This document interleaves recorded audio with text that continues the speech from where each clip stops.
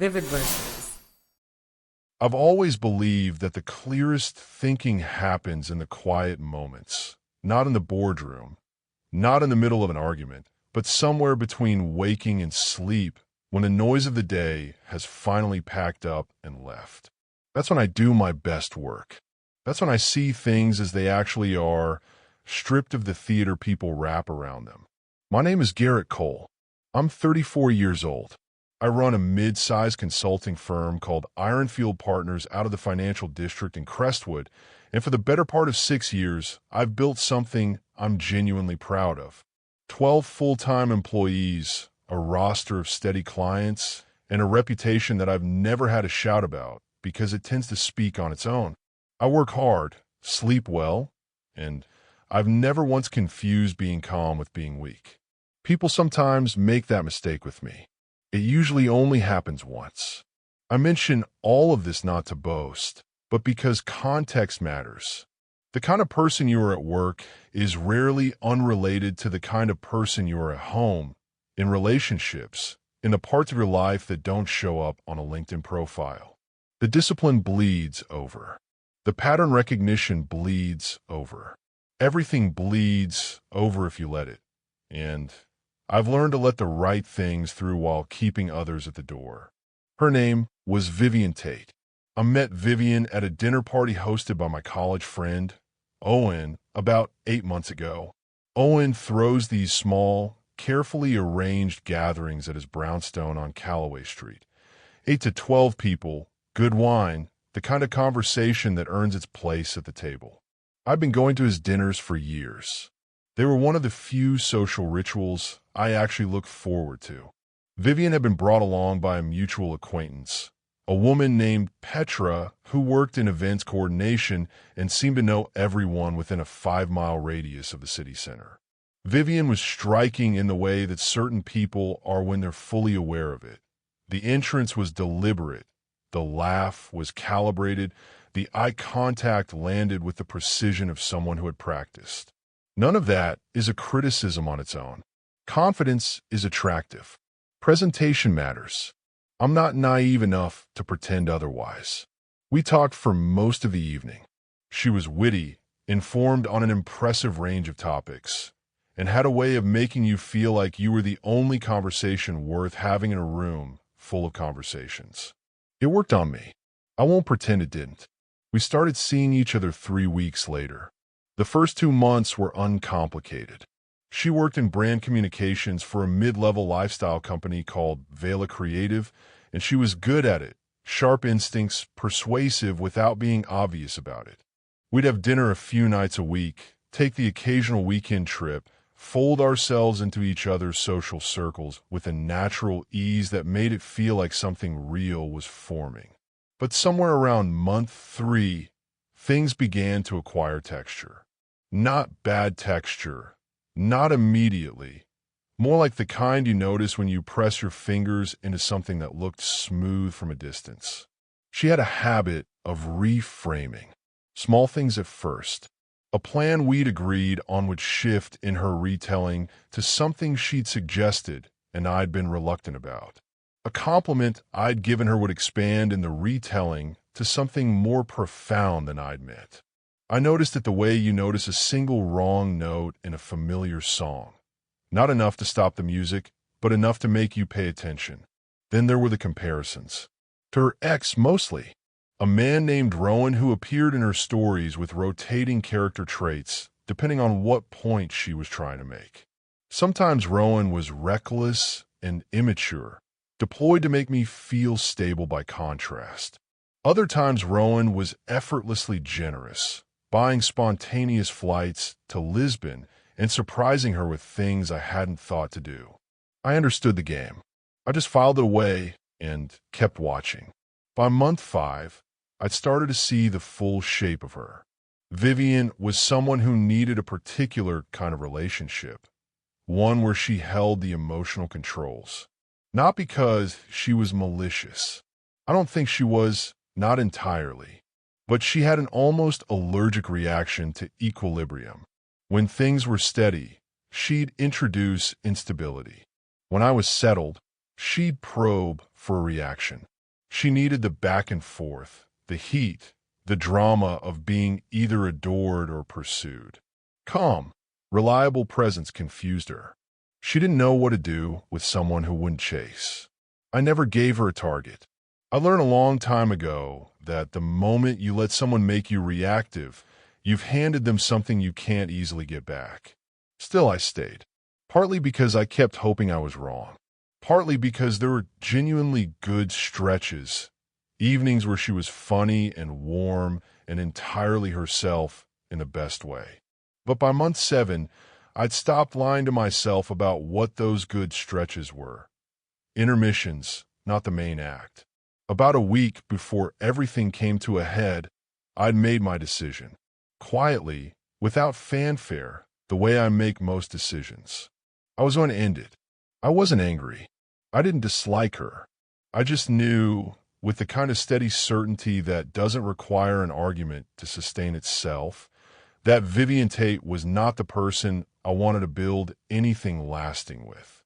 She was brilliant in some ways and genuinely fun in others, but the architecture of who she was didn't hold up under the weight of real life.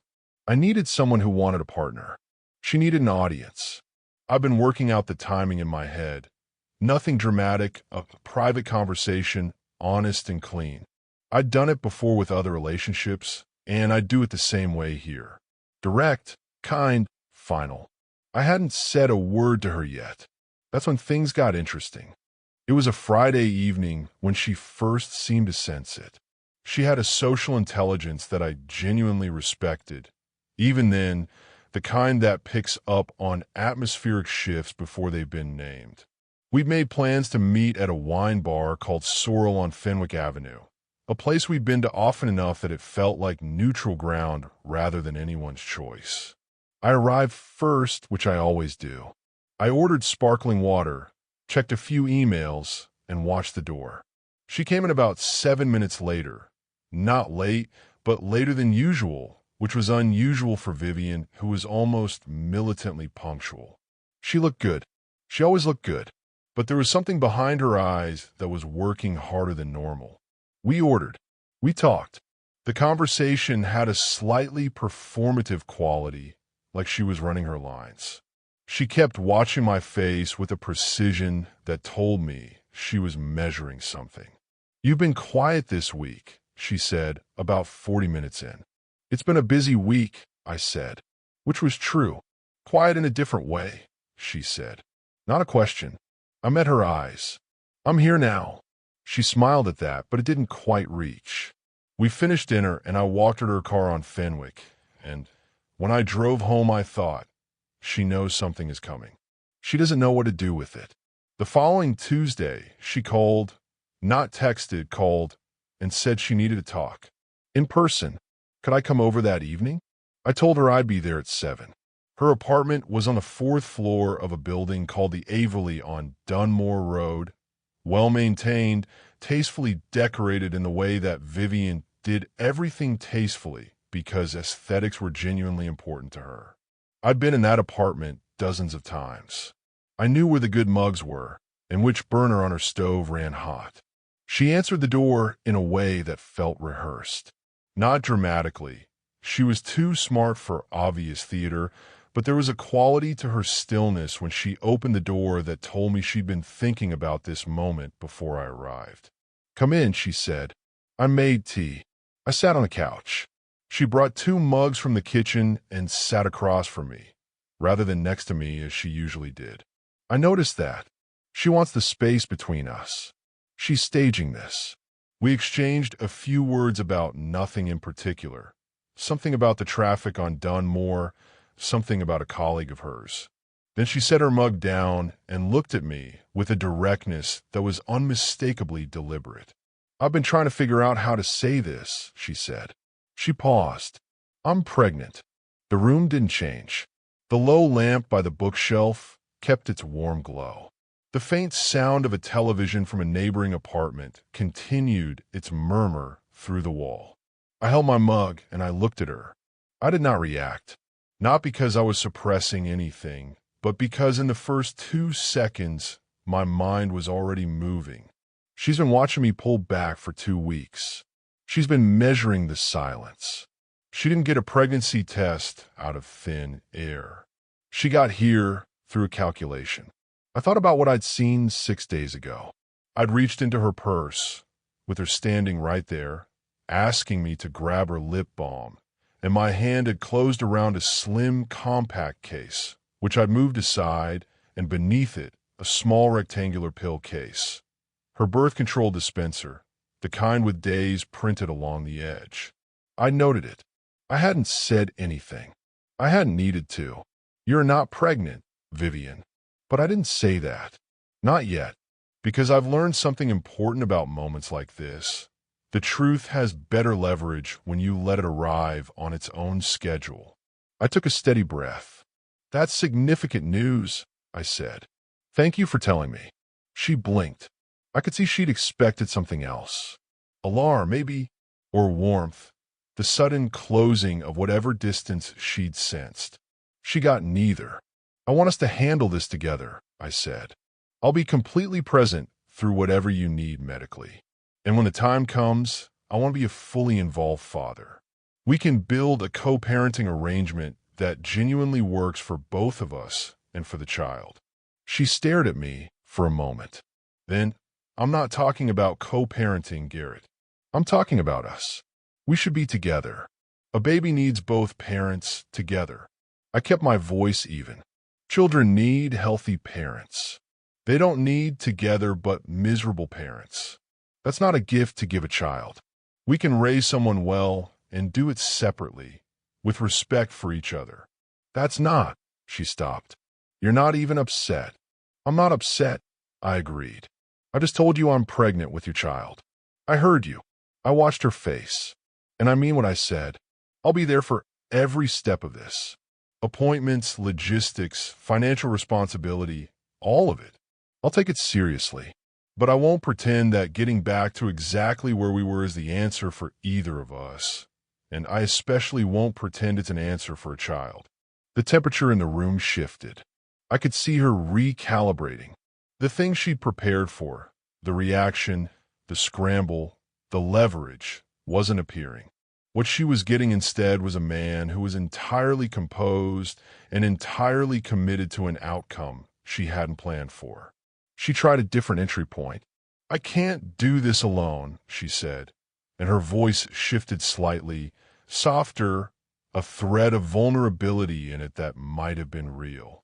I didn't dismiss it. People carry mixed things. Even in manipulation, there's often a real need underneath it. "You won't be alone," I said, and I meant it. That's exactly what I'm telling you. You won't be alone. You'll have my full support in the ways that actually matter. What you won't have is a relationship that isn't working, sustained by circumstances. She set her mug down. "You're unbelievable. You know that. I'm being honest with you. You're being cold. I'm being clear," I said. "There's a difference."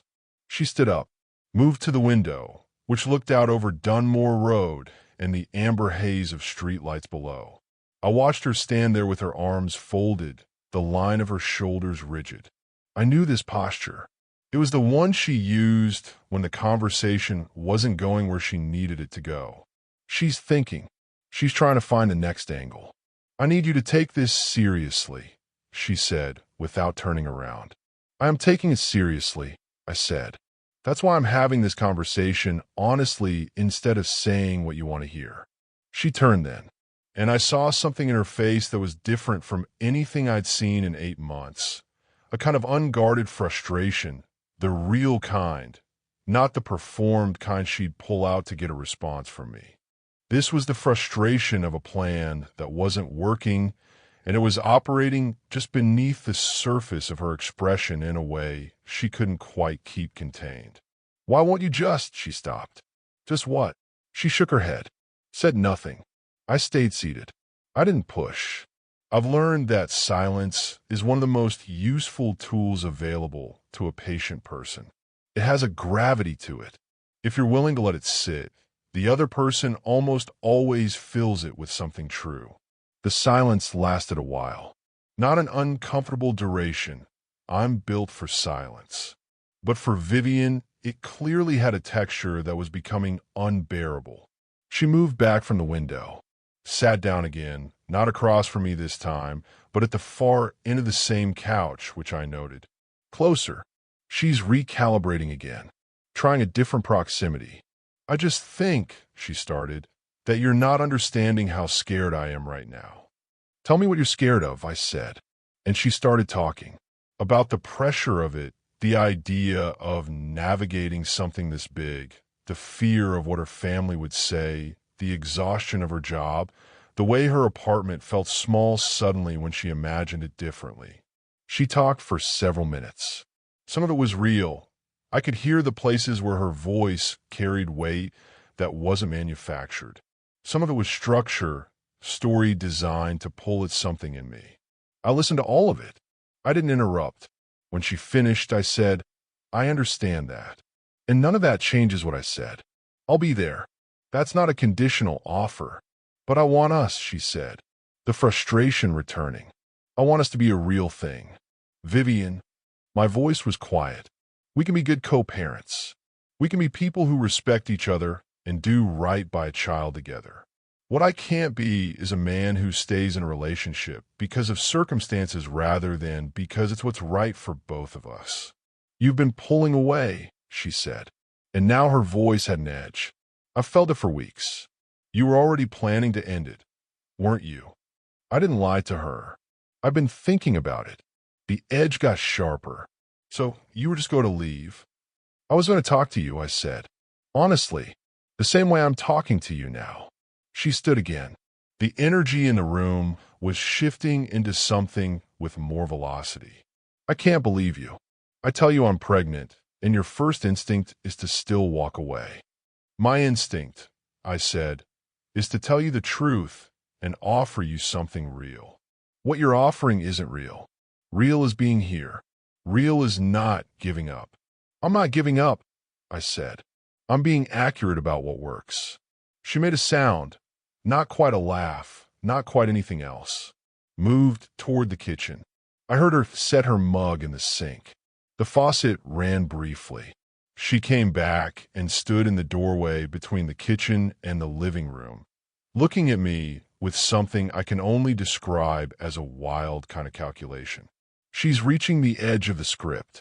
Whatever came after the first reaction she planned for, this is past it. You're going to regret this, she said. I don't think I will, I said.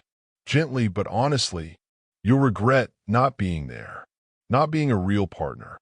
I'll be a real parent, I said. I'll be fully present for the child. That's what I can promise you, and that's what I will keep.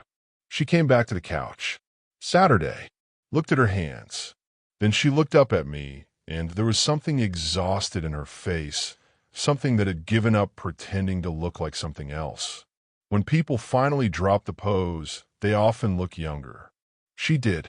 She looked young and cornered and genuinely uncertain. I don't know why you're like this, she said. Not angry. Deflated. Like what? Immovable. I don't think I'm immovable, I said. I just know what's true. Another silence. This one was different, less strategic, more genuine. The kind of quiet that arrives when a conversation has exhausted its designed purpose and the people in it are just there in the room, being themselves. Then she said it. She said, I'm not pregnant. She said it the way you drop something heavy, with a kind of relief underneath the surrender, as if she'd been waiting for permission to put it down.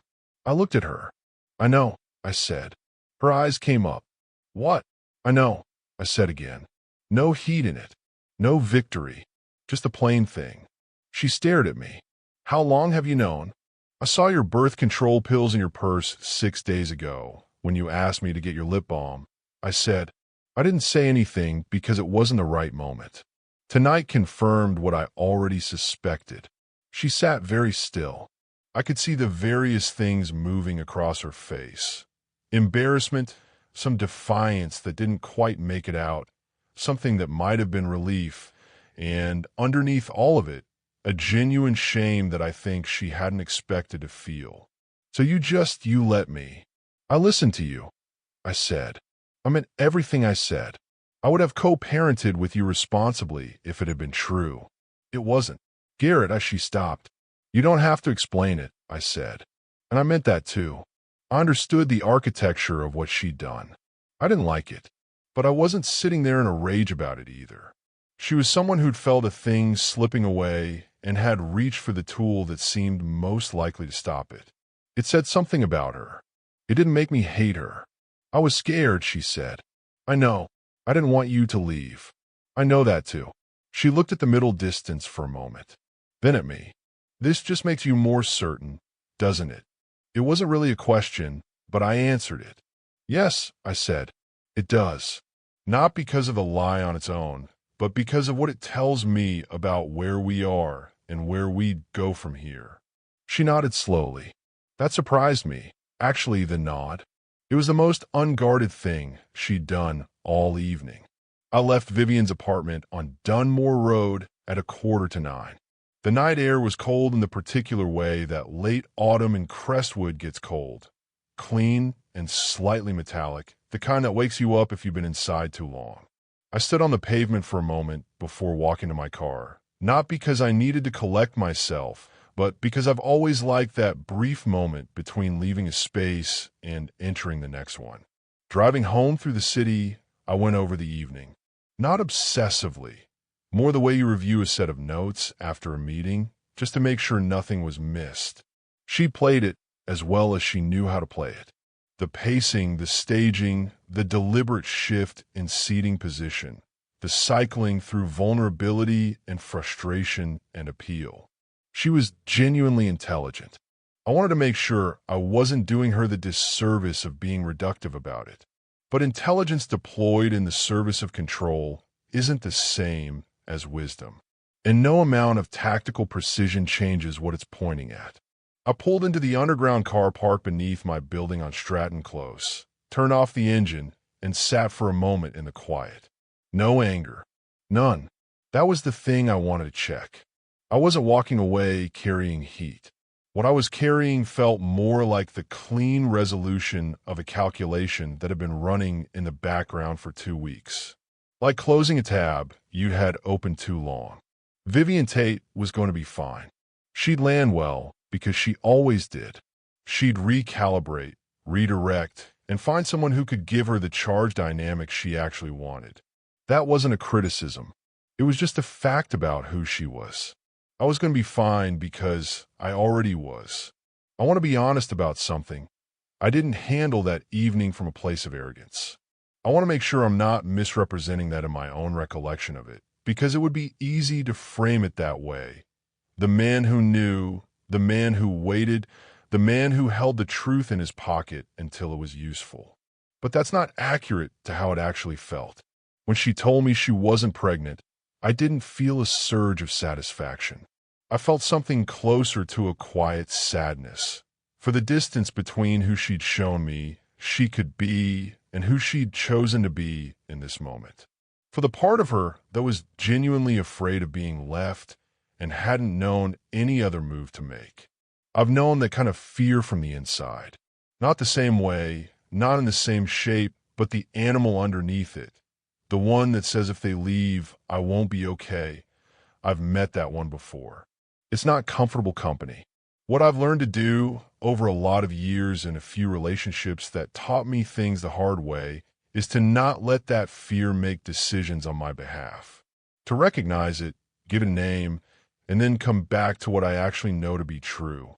That's not coldness. It's the opposite of coldness. It's the most honest thing you can do with a feeling. Not perform it and not suppress it, but hold it steady until it can speak accurately. Vivian hadn't learned that yet. Maybe she would. I genuinely hope so. Owen called me on Saturday morning. He sometimes does that on weekends, an old habit from university, the sort of loyalty that doesn't require nurturing because it's built from something more durable than convenience. You free this afternoon? He asked. Petra is coming by, and she's bringing that guy from her office, Callum. We're doing an early dinner. Nothing elaborate. Owen's version of nothing elaborate usually involved 3 courses and better wine than he claimed to have on hand. I'll be there, I told him. I spent the morning at my desk reviewing a proposal for a new client, a mid-sized logistics company called Farewell Distribution that had been struggling with internal communication structures for about 2 years. It was the kind of problem I genuinely enjoy, the gap between how an organization thinks it operates and how it actually does. The fix is never dramatic. It's always methodical, and it's always in the details. By the time I showered and drove to Owen's brownstone on Callaway Street, the afternoon had gone golden and cool. He answered the door with an apron on, which meant the nothing elaborate had already expanded into something that required an apron. "Don't say it," he said. "I wasn't going to say anything. You have your face on." "I don't have a face." "The eyebrow," he said. "That thing you do with the eyebrow."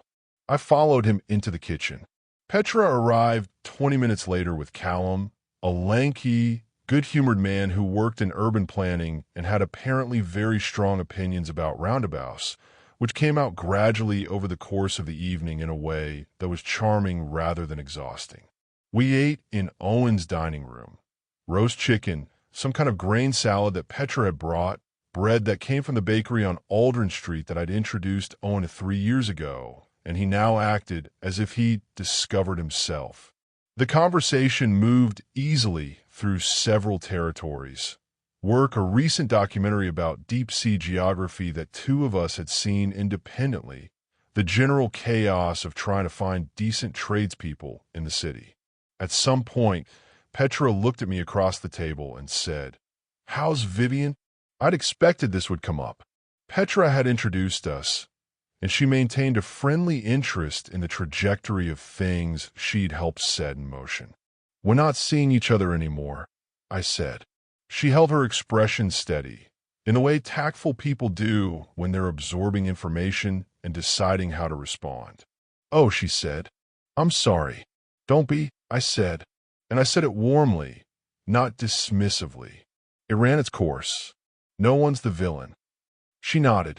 Let rest there, which I appreciated.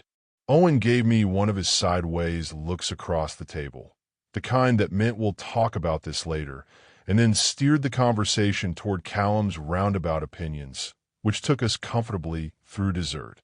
After dinner, when Petra and Callum had gone, Owen and I sat in his front room with 2 glasses of something amber. He didn't push. He's always been good that way. He asked enough to show he was interested and stopped before it became an interrogation. "Was it clean?" he asked. "Clean enough," I said. "Good." We were quiet for a moment. His front room has the best silence of anyone's home I've been in. Deep, not empty. The kind that feels inhabited by years of good conversation rather than the absence of it. "You seem fine," Owen said. "I am fine. Not performing it." "No," I agreed. "Not performing it." He nodded, swirled his glass. "She was very bright," he said. Not a defense of her, just an observation. "He's a fair person." "She was," I said. "Still is." But I agreed. He didn't ask me to fill that in, and I didn't. Some things are complete enough as they are. Monday morning I was back at Ironfield by 8. My office is on the 7th floor of a building on Verity Road, and at 8 in the morning the city below is still waking up. Delivery vehicles, people with coffee, the gradual assembly of the day. I've always liked arriving before the noise fully arrives. It gives me a few minutes in the quiet before the work begins. I spent the morning with my team working through the Farewell Distribution proposal. In the afternoon, I had a call with a long-standing client, a commercial interior design firm called Rowan & Hale, about expanding our engagement into a new phase. After the call, I wrote up a summary of the discussion and sent it with follow-up notes before 5, which my assistant my assistant Graham, who has worked with me for 3 years and is meticulous in the way that genuinely useful people are, appreciated in the way he appreciated anything that arrived before it was due, which was with a brief acknowledgement and then just getting on with it. That's the thing about life in its ordinary texture. It receives your decisions and incorporates them into its fabric without ceremony. Monday still has its meetings. The farewell proposal still needs its edits. Graham still sends calendar reminders in the format I've asked him to use. The world doesn't hold a brief silence for your personal resolutions. It just continues, which is, I've come to believe, one of the most honest things about it. I drove home on Monday evening on the same route I always take, along Brentwick Road, through the underpass, up the slight rise on Stratton Close, where on a clear day you can see the city rolling out to the east. I turn on the radio. Nothing special. Let the day decompress at its own pace. I thought about Vivian briefly, the way you check a healed place with your fingertip. Not to reopen anything, just to confirm what's there. What I found was this: no anger, no regret worth naming, no residual pull. Clarity, mostly. The kind that arrives when you've made a decision that aligns with what you actually know to be true about yourself. I thought about something she'd said, immovable, and I sat with that word for a few miles. I don't think it was accurate, not entirely. I move. I've changed my mind plenty of times, on professional things, on personal ones, on positions I held with certainty until better information arrived. What I don't do is move because someone applies pressure. Movement from pressure isn't growth. It's just rearrangement. The difference matters. About 10 days later, I received a text from Vivian. It was short. I wanted to say I'm sorry. Not for the conversation, but for the thing I said. You deserved better than that, and I knew it when I said it. I read it once. Then again. I thought about what kind of text that was, whether it carried a secondary purpose, whether there was an angle underneath the apology. I looked for one, honestly, the way I always do when something arrives from an unexpected direction. I didn't find one. It read like what it said. It was a genuine statement from someone who had moved through embarrassment and arrived somewhere more honest. I replied, I appreciate that. Take care of yourself, Vivian. She sent a single response, a small, understated acknowledgement. Nothing more. That was the end of it. I've thought about what I want to pass on to someone, if any of this were a lesson rather than just an account of events. It isn't a lesson. Not exactly. Life doesn't arrange itself into lessons with reliable frequency. But there are things I've found to be consistently true, earned not from theory, but from years of paying attention. The first is that composure isn't distance. People confuse the two. I wasn't detached from what happened with Vivian. I was present for every moment of it, fully, not behind glass. What I wasn't was reactive, and that's a different thing. Reactivity is what happens when your emotions get ahead of your understanding. Composure is what happens when they work together. The second is that the truth, if you know it, doesn't need defending. It just needs time. I knew what I'd seen in Vivian's purse. I knew what it meant. I didn't announce it, didn't hold it over the evening like a weapon. I simply knew it and waited for the conversation to arrive where it was always going to arrive. When it did, there was nothing dramatic required. The truth doesn't usually require drama. That's mostly what distinguishes it from everything else.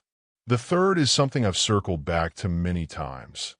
Knowing what you want from a relationship and holding that standard quietly but without apology is one of the kindest things you can do for the other person. Not because they'll always appreciate it. Often they won't. But because pretending a thing works when it doesn't serve anyone. It delays pain at the cost of multiplying it. I've never understood the logic of that trade. I wanted a partner. Someone with whom the rhythm was honest, where neither of us was managing the other, where the good days were genuinely good and the hard days were met with directness rather than theater. I didn't think that was an unreasonable thing to want. I still don't. Vivian wanted something real too. She just reached for it in a way that undermined the very thing she was trying to protect. That's not a judgment on her character in total. It's an observation about a specific moment and what it revealed. People are more than their worst moves. I believe that. I believed it even sitting across from her on that couch on Dunmore Road, watching her work through the strategy she'd built and watching it not work. I hope she finds someone who gives her the kind of relationship she actually needs, not the charged dynamic she'd been running, but something steadier. Something where she doesn't feel like she has to reach for leverage. I hope she figures out the difference. 3 weeks after all of it, on a Thursday evening, I was at a small gathering at a colleague's apartment. 7 or 8 people, nothing elaborate, bottles of wine passed around a table covered with good food and honest conversation. The sort of evening that asks nothing of you except to show up and be present. Somewhere in the middle of it, I found myself in a conversation with a woman who worked in environmental law, thoughtful, direct, with a humor that was dry and precisely placed. We talked about the gap between environmental policy intention and actual implementation, and she had things to say about it that were worth hearing, the kind of perspective you can't manufacture by reading the right articles, but only by having spent time in the actual work. At some point, she said something that made me laugh, a genuinely well-constructed observation, and I noticed, without making anything of it, that I felt at ease, present, unencumbered. I didn't reach for anything. I wasn't in that space yet, and I knew it, and I was fine with knowing it. But I noticed a feeling. That's enough. Thanks for listening.